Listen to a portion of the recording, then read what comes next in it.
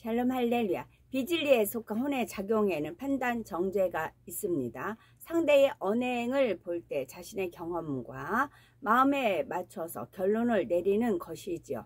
그러나 사람의 중심을 알고 판단할 수 있는 분은 오직 하나님뿐이심을 알아야 합니다. 물론 신령한 자 곧 마음을 영으로 일구어 성령의 음성과 주관을 밝히 받는 사람이라면 사람의 중심과 의도까지 알 수가 있지요. 이는 바로 하나님의 깊은 것까지 통달하시는 성령께서 모든 것을 알려주시기 때문입니다. 참고로 판단 정죄는 하지 않더라도 어떤 상황 속에서 사실을 분별하고 적절하게 대처하는 지혜는 필요합니다. 예를 들어서 어떤 장소에서 한 여자분이 지갑을 놓고 자리를 비웠는데 잠시 후 어떤 남자분이 와서 그 지갑을 집어들고 급히 나가는 것입니다. 그러면 어떤 생각이 들겠습니까? 내가 알기로는 분명히 자기 지갑이 아닌데 급히 들고 나가는 걸 보니 도둑인가 보다 생각하면 판단과 정죄가 됩니다. 실제로 도둑일 수도 있지만 지갑 주인이 부탁해서 갖다 주려는 수도 있고 아는 사람의 지갑으로 착각했을 수도 있기 때문이죠. 만약 경찰이 이를 보고 선하게 진료로 생각한다 해서 판단하지 말자 뭔가 이유가 있겠지 하고 가만히 있으면 어찌 경찰 본연의 임무를 감당하겠습니까? 도둑이라고 정죄는 하지 않아도 상황을 살펴보아 만약의 경우에 대처할 수는 있어야 하는 것입니다. 또한 말을 잘못 전달하는 것이 있습니다. 우리 주위에 말을 잘못 전달함으로 문제가 발생되어 상처를 입는 경우가 많습니다. 이는 여러 사람을 거치는 과정에서 각자의 생각이 들어갔기 때문이지요. 때로는 주변이 시끄럽고 소리가 잘 안 들려서 원래 내용과 다르게 듣고 전달하는 경우도 있지만 문제는 내용을 잘 들었는데도 들은 내용을 자신의 생각과 느낌을 섞어 내용을 변질시키는 것입니다. 사실 들은 내용을 문자 그대로 전달한다고 해도 표정과 소리의 크기 등으로 인해서 전해지는 의미는 달라지기도 하지요. 예를 들어서 똑같이 야 하고 상대를 불렀다 해도 작고 친근한 목소리로 야 하는 것과 거칠고 성난 목소리로 야 하는 것은 전혀 다르죠.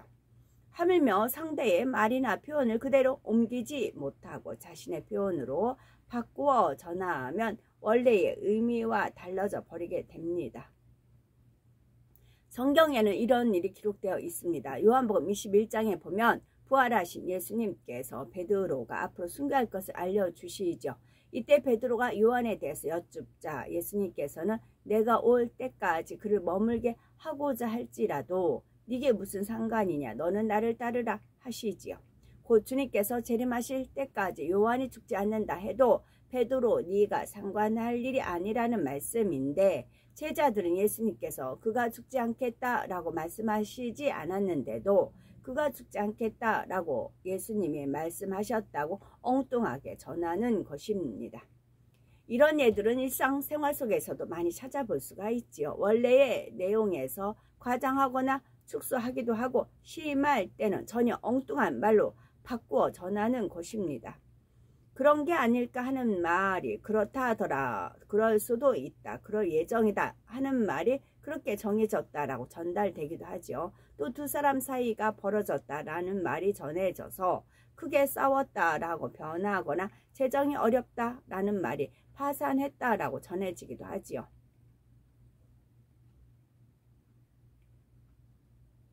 어떤 일을 추진하는 분에게 일을 이렇게 진행하려고 합니다 라고 보고를 하면 예라고 대답을 했다고 합니다. 그러면 그분이 그렇게 하시겠다니 그렇군. 세상 사람들을 보면 말을 정확하게 전달하는 사람보다는 그렇지 못한 사람들이 더 많으며 또 말을 잘못 전했다 해도 웃고 넘어갈 수 있는 경우도 많습니다.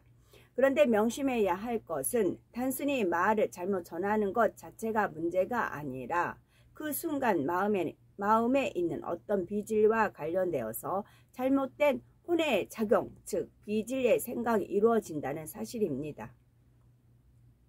우리가 마음의 진실을 이루면 자기 생각에 의해서 사실을 왜곡하지 않습니다. 자기 유익을 구하는 마음, 대충대충 넘어가려는 마음, 조급하게 판단하는 마음이나 남의 말하기 좋아하는 마음들이 없어질수록 실제 상황을 정확하게 전달할 수 있는 것입니다. 그러기에 말을 잘못 전달하는 일이 나에겐 얼마나 있는가 돌아보는 것이 결국 나는 얼마나 비진리에 속한 혼의 작용을 하고 있는가를 깨달을 수 있는 하나의 척도가 된다는 사실을 깨우쳐야 합니다. 감정요. 비진리에 속한 혼의 작용 중에 감정이 있습니다. 서운해하고 섭섭해하며 자존심 상하거나 낙심하고 시기하며 분내는 것 등 육적인 감정으로 인해서 비진리에 속한 혼의 작용이 나오는 것입니다. 예를 들어서 같은 말을 해도 듣는 사람의 감정에 따라 반응이 달라집니다. 정직한 자에게는 하나님께서 좋은 것을 아끼지 아니하고 주신다. 그런 말씀이 있지요. 그래서 마치 거울과 같아요. 어떤 사람을 딱 비췄을 때 그 마음에 있는 것이 드러나는 겁니다. 거기에 마음에 뭐 찌꺼기 어떤 안 좋은 그런 것이 있다. 그럼 그런 거 있으면 싫어라는 말이 있고, 맑고 깨끗하고 정직하면 너무 기분이 좋은 겁니다. 그랬을 때는 이제 은혜가 많이 가는 것이고, 마치 거울과 같은 거였네요. 제가 어떤 거를 겪은 적이 있어서 지금 이제 좀 답을 찾아서 말씀드리는 겁니다. 예를 들어서 같은 말을 해도 듣는 사람의 감정에 따라 반응이 달라집니다. 윗사람이 부하 직원들의 실수를 지적하면서 일을 잘 좀 할 수 없어요 하고 한마디 했습니다. 그러면 어떤 사람은 더 잘하겠습니다 하고 웃으며 넘어가지만, 평소에 상사에게 좀 불만이 있었던 사람은 그 즉시 감정이 생기면서 말을 꼭 그렇게 기분 나쁘게 해야 하나, 자기는 얼마나 잘하길래 상사답게 행동을 하지도 못하면서 하고 비진리의 생각이 나오는 것입니다. 또 자신이 열심히 해놓은 일에 대해서 이 부분은 이렇게 고치면 더 좋을 것 같다고 권면받으면 어떤 사람은 그것도 좋은 의견이네요, 알려주셔서 감사합니다 하고 의견을 참조하는 반면, 어떤 사람은 자존심이 상하여 내가 이걸 이루기 위해 얼마나 수고했는데 저렇게 쉽게 말을 하는가, 그렇게 잘 알면 직접 자기가 하지 라고 생각을 합니다. 우리가 살아가면서 접하게 되는 상황에서 어떤 감정을 품고 어떤 생각을 하는지는 결국 자기 자신의 마음 먹기에 달려 있습니다. 악한 감정을 가지면 생각도 행동도 악해지는 반면, 선한 감정을 가지면 생각도 행동도 선해지는 것입니다. 만약에 제 자신이 거울이라고 해봐요. 제가 거울이에요. 근데 상대를 딱 비췄어요. 상대를 비췄는데 상대한테 안 좋은 막 그런 것이 이제 보였어요. 그러면 이제 상대를 믿었는데 안 좋은 게 보였어. 그러면 내 거울이 잘못 닦아서 그런가, 내 거울만 계속 닦는 겁니다. 나만 체크를 하는 겁니다. 내가 이렇게 나쁜 게 있어. 실은 상대인데 하나님 보시기엔 어떨까요? 상대가 분명히 안 좋은 것이 딱 비친 건데 저는 제 잘못으로 그렇게 보이는 줄 알고는 제 마음만 계속 닦는 것입니다. 눈물로, 애통함으로. 그랬을 때 나만 이제 반짝반짝, 내 거울만 반짝반짝해지는 거죠. 상대가 바꿔야 되는데 상대는 바꿀 의도가 전혀 없고 그런 경우가 있습니다. 어제 제가 이제 찬양 중에 어떤 은혜를 받은 부분이 있어서 눈물을 쭉 흘리는데 갑자기 눈물이 입술에 떨어졌어요. 근데 이제 눈물이 짭짤함했어요. 눈물이 짭짤함했어요. 그러면 소금이 짜잖아요. 그래서 방부 역할 그런 거 있잖아요. 눈물도 역시 마찬가지였더라고요. 눈물도 이렇게 짭짤함하면서 소금과 연결이 됐어요. 그래서 눈물 또한 마찬가지로 부패하고 그런 걸 막는 그런 것이 하나의 일종이겠다 싶은 그런 은혜를 받았죠. 이처럼 어떤 감정으로 어떤 생각을 하는가에 따라, 그리고 나서 상대는 네 거울이 네가 뭐 묻었어 그렇게 하는 겁니다. 네가 잘못이야. 네 거울에 뭐가 묻은 거야. 네가 뭐가 묻어서 그렇게 보이는 거야. 상대를 탓하는 거죠. 그러나 하나님은 정확하십니다. 하나님이 판결을 내리시는 거죠.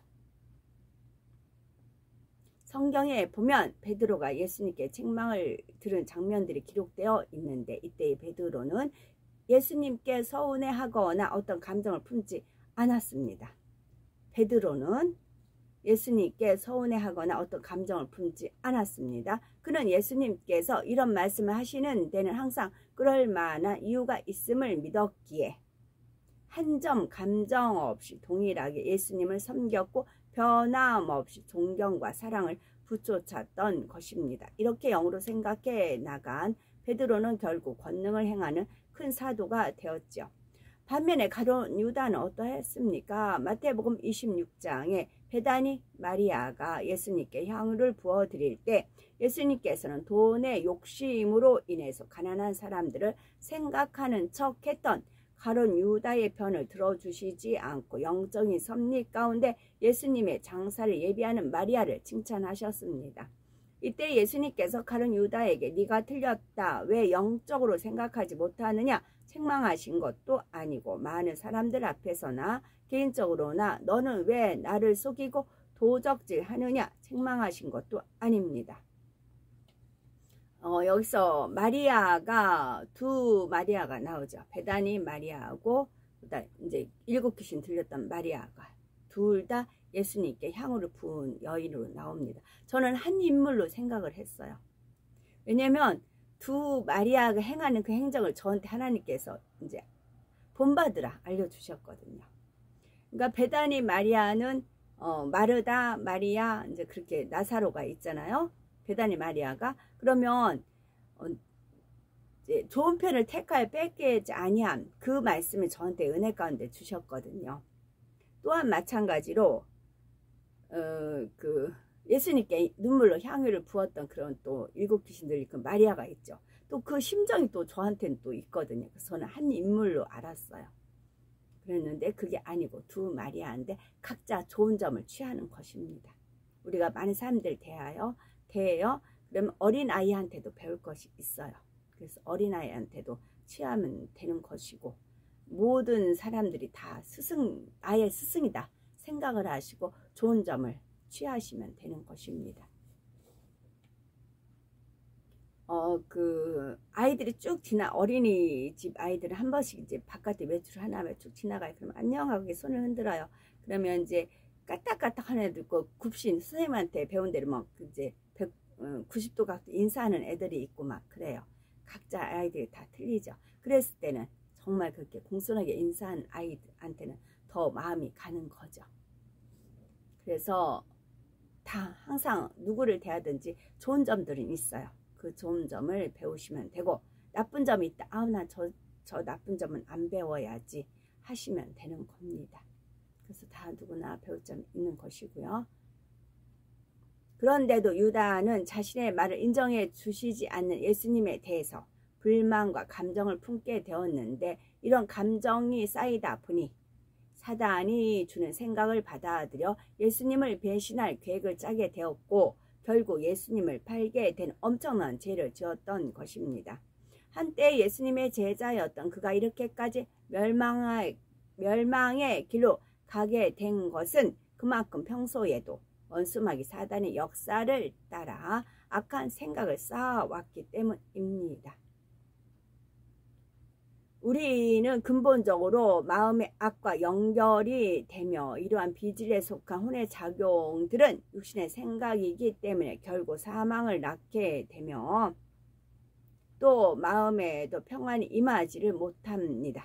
따라서 우리 자신을 잘 점검하여 비진리의 생각들을 신속하게 버리고 진리로 보고 듣고 생각하며 말하고 행동으로 온전한 차원에 이르는 우리가 되어야 되겠습니다.